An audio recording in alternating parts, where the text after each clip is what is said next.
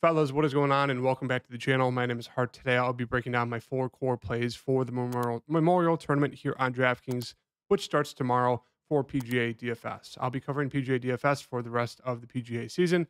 Now that the NBA is winding down and we don't have football for a while, PGA DFS will be the main thing on this channel going forward, as well as PrizePicks for PGA DFS. I will start incorporating MLB PrizePicks into the videos as well, but just going to be strictly covering PGA DFS once the NBA season ends until we get the NBA preseason, which I'll be covering NFL preseason and then obviously NFL. I'll still be able to do PGA during all of that. But obviously, once the NFL starts and the NBA starts, those are the two main ones. But PGA DFS, I'm going to start making that a main one as well. But yeah, right now, going to be covering my four core plays, my four building block plays, quickly going over all that good stuff. So make sure to hit that like button and subscribe. And let's get into this video. So for this PGA DFS season so far, I've actually been doing very, very solid. The first tournament of the season, the Century Tournament of Champions, I was sweating the 200K to first takedown on Sunday afternoon. It was a great sweat. Unfortunately, the only player I needed to do good on Sunday ended up falling apart in the afternoon, JT Poston. So I went from top 10 to 29th place at the end because I got outscored by, I think it was JJ Spawn. And if JT Poston just would have got like two more birdies, that was the difference between 29th and first place. So had a sweat there, had to sweat the following weekend for the next tournament where I was in the top 50, ended up falling to like around 400 just because my golfers just, did not do well on Sunday.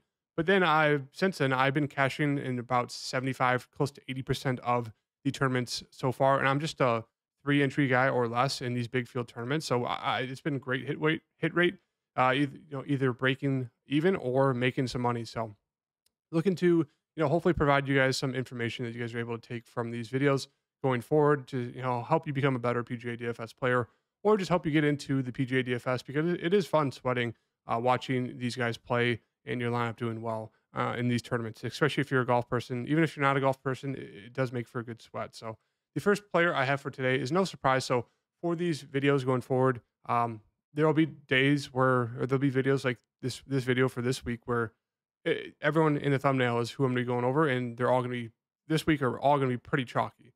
So there's no rhyme or reason to these videos. It's not like I'm coming out here and saying, oh, here's these hidden gems for this video. Some days I will, some days I won't. So for this video, it will be a very chalky video. So just keep that in mind. But the first person I have going forward for this video for the first play is going to be Scotty Scheffler here. The man Scotty. I mean, what can he do wrong? I mean, this man has been unbelievable the past 2 years now. Has not missed a cut this season, and he's just racking up top 20 finishes. A lot of top fives, as you can see, the past 3 tournaments in a row, top 5 in 3 straight. And why is he just so good? His strokes gained, his tee to green is unbelievable.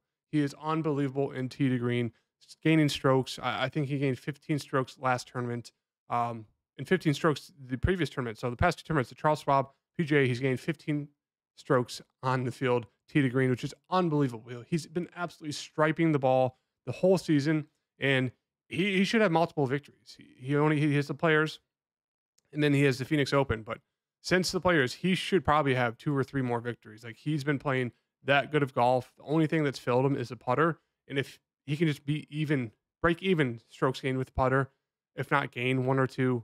I mean, realistically, just him breaking even with the putter should guarantee him a top 5 if he's hitting the ball like he has been the past 3 months. Like, he's been that locked in with his irons and tee to green that it really just comes down to, can he hit the birdie putts? If he can, he's an easy lock for a top 5, if not an easy lock for a win. He's been hitting top 20s, I think, every tournament this season so far. So I know he's going to be super, super popular this week. He has good course history. Not the best. Patrick Cantlay has the best, but yeah. Scotty Scheffler, I mean, there's not much else you can say about him. Love him for this week. I haven't looked at ownership projections yet, but I'm assuming Scotty Scheffler is definitely clear ahead of Jon Rahm and the other top guys, which I think Jon Rahm makes for a great pivot play off of Scotty Scheffler. If he's going to have a relatively low ownership compared to like a Scotty or maybe even Patrick Cantlay or Xander Schauffele, those guys are gaining a ton of attention. I think Jon Rahm would be the perfect pivot. He has great course history here, probably the second best course history player here besides Patrick Cantlay. I think he's won it before, and he should have won it a second time, but he got pulled off of the course on Saturday because he had COVID. I think that was back in 2020 or 2021. So yeah, he plays great here.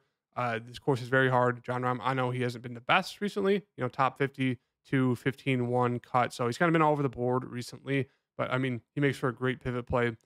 Should have won. He had like 7 or 8 stroke lead, I believe, in that 2020 or 2021 tournament before they took him off the course because of COVID. And then Patrick Cantlay ended up winning it then. But yeah, I mean, John Rahm's a perfect pivot play off of a Scotty Scheffler. But the second pick I have for you guys is going to be Mr. Patrick Cantlay himself. I know I just talked about how John Rahm should have won that tournament a few years ago. Patrick Cantlay ended up doing it because John Rahm got pulled off the field. But Patrick Henley has been the number one player on this course the past, I think it's like 20 rounds here. No one's been better than him. I think he's won it twice now.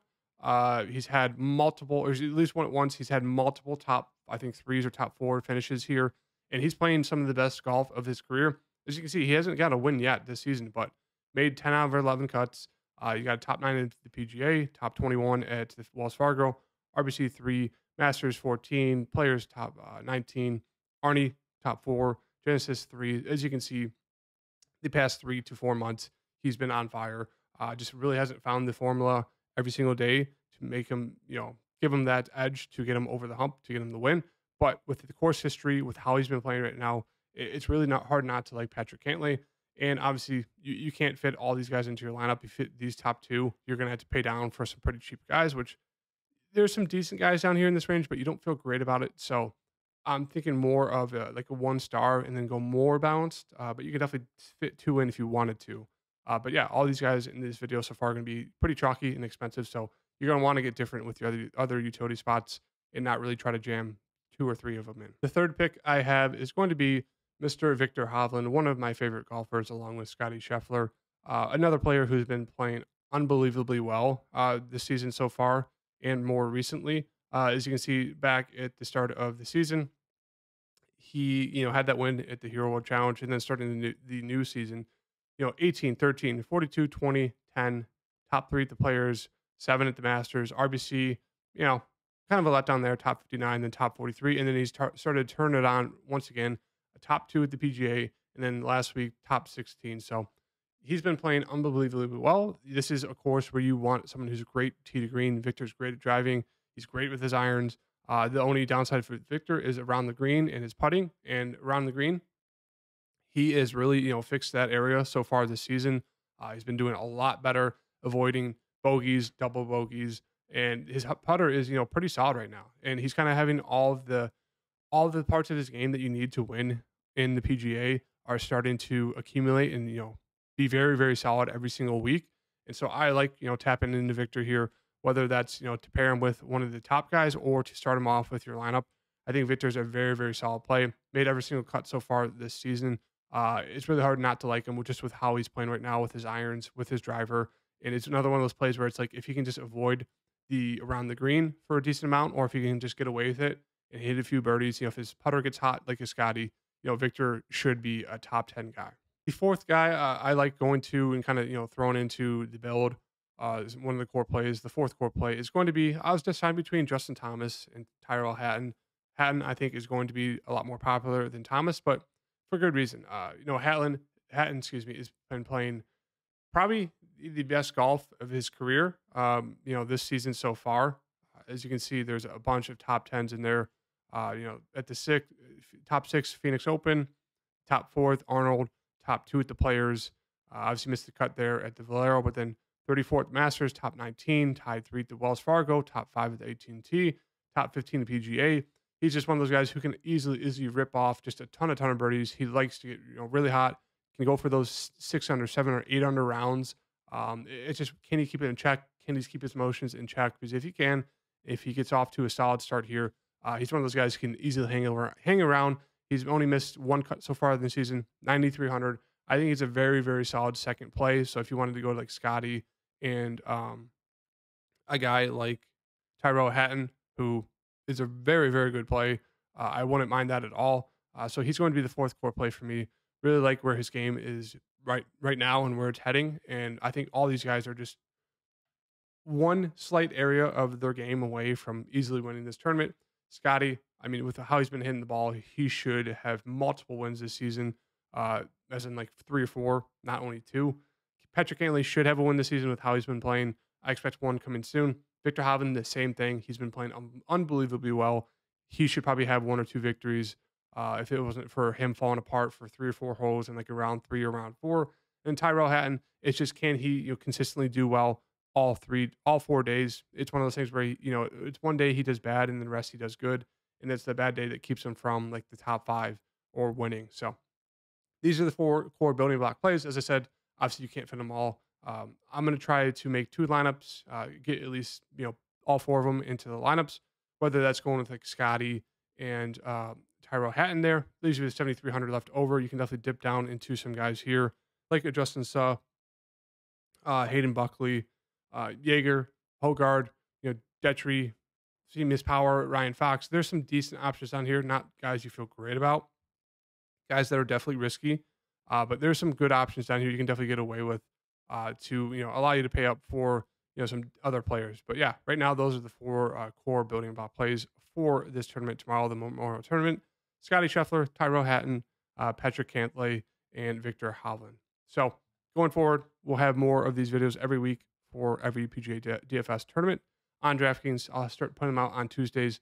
I'll start incorporating more stats and statistics for you guys to help you guys with your decisions of why I've liked these guys and why I'm building around them. I just wanted to make this, pretty quick one, just kind of glazing over some of the facts, some of the statistics of kind of why I like these guys going forward. And yeah, hope you guys liked the video. Hit the like button and subscribe. See you guys next video. Peace.